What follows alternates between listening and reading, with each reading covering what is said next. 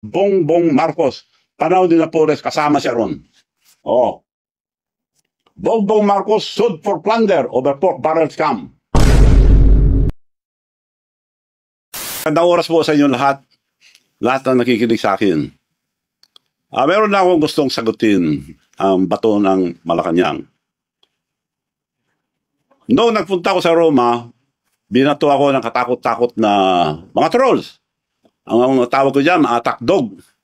Alam niyo ba attack dog? Ulol na aso, pag nakaamoy ng pera, kakagat. Now, lahat, tandaan niyo po ito, isa lang ang salita ko. Pag may totoo sa mga panira nila, magpapakulong ako. Ngayon, hindi sila nakontento sa trolls. Ngayon, ang naging trolls, yung spokesperson ng Malacanang, Claire Castro, Yusek Claire Castro. Ganun ba kababa ang spokesperson ng Malacanang? Naging parang attack dog. Dahil kung basta magsalita, parang attack dog. Alam nyo ba, girl? Ang pagsasalita mo, para kang attack dog. Alam mo ba, attack dog, sinabi ko na, pag nakaamoy ng pera, kakagat. Naiubusan na ba kayo ng attack dog? Na ikaw na mismo ang nagsasalita? Magsalita kayo ng totoo para paniwalaan kayo ng tao. Wala kayong isang salita eh. Sasagutin ko, ano yung mga issue mo sa akin? Nabanggit mo, weteng. Sabihin ko sa'yo, on record tayo mag-base lahat. Kung gusto kong weteng, panahon ni GMA, madami akong makukuha. May kinuha pa ako, mas kisa, magtanong kayo sa mga may ng STL, yung mga nagpapaweteng nung araw, doon sa bayan, sa probinsya ni Presidente. Wala akong kinuha. Kung interesado ko, ang dami kong nakuha. O, yun ang sagot ko sa weteng. Ano pa ang issue? Ang dami pong binabato ng dito to. Ano pa ba yung mga issue niya? PCSO. PCSO. Ikaw nagsabi yan, ha, girl? Miss Claire Castro. Ikaw nagsabi, ano ba meron dyan? Bakit yun ang gusto mo? Bakit yan? Director. Bakit pinagpipilit mo, director? Hindi ko po pinagpipilit. In-offer yan dahil ang sinabi sa akin ni First Lady noon, ikaw nagsabi si First Lady noon, there must be something for Manong Chavit ang laki na itulong. PCSO o PAGCOR. Kinongratulate pa ko yung mga kaibigan niyang babae sa mga parkada niya sa Bacolod. Manong, congratulations, binigay na pala sa yung PAGCOR. Oh, mabuti naman para ibigay ko sa mga mayors ako para ang dami tumulong kasi. Hindi rin binigay siya ba? Okay lang, nagtapo ba ko? Antay, mag-antay pa rin ako. Antay. O kung hindi, PAGCOR, PCSO, wala rin. O, ito na. Nagtapo ba ako? Hindi. Antay pa rin ako. Pinag-antay ako, antay pa rin. Pumunta sa bahay ko si Milyonaryo Robles. Chairman ngayon ng PCSO. Milyonaryo na raw, kaya tawag ko dyan, Milyonaryo Robles. Pumunta sa bahay. O, Manong, gusto kitang tulungan, ganito. Ibibigay ko sa iyo ang, magantay ka lang, antay. Oo, bibigay ko sa iyo ang Laguna at Batangas. So, salamat naman para maibigay ko sa mga mayors na tumulong. Nung ibibigay na, tapos na ang, antayin mo lang na matapos ang kontrata, nung tapos na, kinausap ako. Kailangan kausapin mo sa taas. Bakit? May instruction sa taas na bibigay sa iba.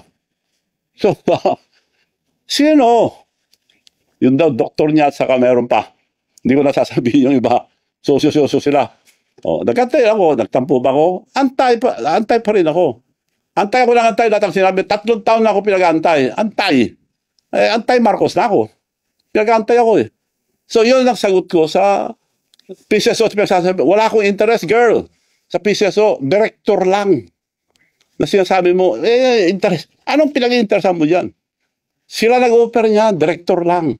Dahil yun ang bakante noon. Isa-isa, nag-appoint. Oh, meron naman na-appoint. Sabi ni Presidente mismo, baka naman malaking hindi, director lang daw. O, director, okay. Madali yan. Libo yan, dami yan. Oh. Sabi naman ni Secretary Lagdame, ako bahala. Director lang ng PCSO, ako bahala. Antay ka lang. Antay.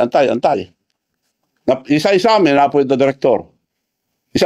Tawag na naman ako. O may na-appoint na, wala naman. Akong bahala, Manong. Antay ka lang. May napoy na naman. Nakita kami, akong bahala. Maantay ka lang. Hanggang napuno. To cut the story short, napuno. Ayun. Hanggang ngayon, wala. So, wala silang isang salita. Kaya ikaw, girl, dapat isa lang ang salita nyo, huwag kayo magsinungaling. Dahil lahat ng sinasabi mo, puro kasinungalingan na panira lang sa akin. Kaya para kang, kung umasta ka, para kang attack dog. Alam mo na attack dog. Ulol na aso, pag nakamoy ang pera, kumakagat. Parang ganun na ang tsura mo sa, hindi ka na spokesperson ng Malacanang. So, umayos kayo dyan. Spokesperson supposed to be professional, hindi attack dog. Bago kayo magsalita, i-check nyo muna kung totoo. Puro kasinungalingan, yung panira nyo sa akin, sasagutin ko sa isa. Kung babanatan nyo ako ng mga kasinungalingan, babanatan ko kayo ng doble.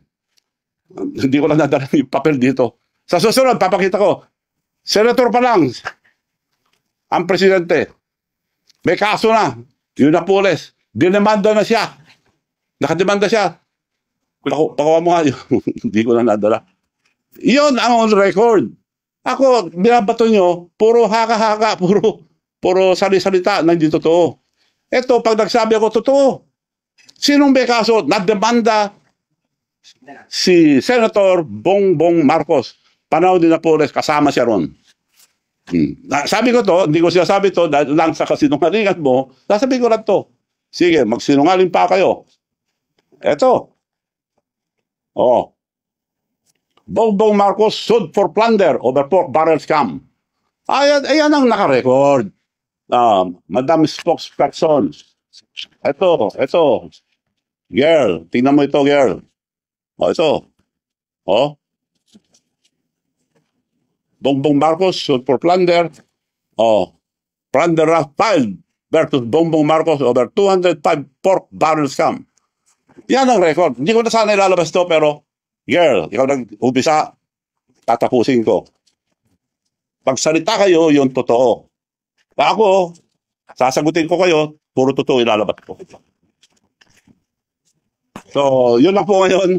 Marami pa kayong maririnig. Antayin natin yung mga tagdog. Puro kasinungalingan. Ulitin ko po, kung may katotohanan, yung mga sinasabi nyo sa akin, magpapakulong ako. Hindi ako kagaya yun, nagsisinungaling. So kontento ka na, girl, na wala akong interest sa PCSO, sila na nga ako. Pinag-antay-antay ako. 3 taon ako nag-antay. Now, you cannot blame me. Antay-Marcos na ako, pinag-antay na ako. Silang gumawa sa akin Gumastos ako. Tinulungan ko sila. Araw-araw kami lang lumalabas. Unang labas pa lang, presidente, inisulto na ako sa Japan. Sinabi ko na yun, ulit-ulit. Binati lahat ako nasa presidential table, pinalala pa yung anak niya, Sandro, Dad, Manu Chavez here. Hindi ako pinansin. Bastos yun, pero hindi ako nagtampo, kinausap ko rin sila. Nasaktan ako? Of course, nasaktan ako. Dahil tao lang ako, hindi ako plastic.